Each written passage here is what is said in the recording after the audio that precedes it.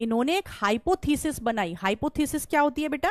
जब हम कोई अपनी बात कहते हैं साइंटिफिक कम्युनिटी के सामने, जब हम अपनी कोई बात रखते हैं और वो छपती है तो उसे हाइपोथीसिस कहते हैं। तो इन्होंने एक हाइपोथीसिस दी अपनी स्टडी के बेसिस पर। वो क्या हाइपोथीसिस थी? That all organisms are composed of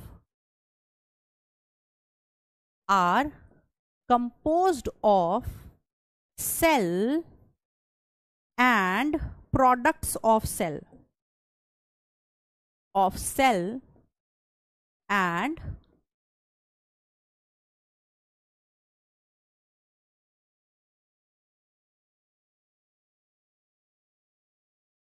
products of cell। तो ये तीनों बातें तुम्हें बेटा इस ब्रिटिश जूलॉजिस्ट की याद रखनी है। पहली, एनिमल सेल पर स्टडी करके ये बात बताई, प्लांट सेल पर स्टडी करके ये बात बताई कि सेल वॉल प्लांट सेल का यूनिक कैरेक्टर है।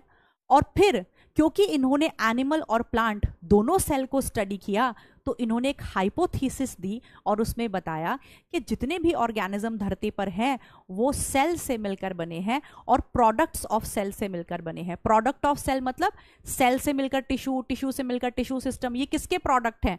टिश्यू हवा में थोड़ी ना बन गया। टिश्यू किसने बनाया? सेल ने ही तो बनाया। सेल ने मिलकर ही तो टिश्यू बनाया, हवा में थोड़ी ना बन गया।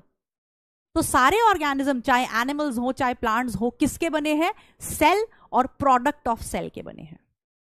बात समझ में आ गई बेटा? बात समझ में आ गई बेटा?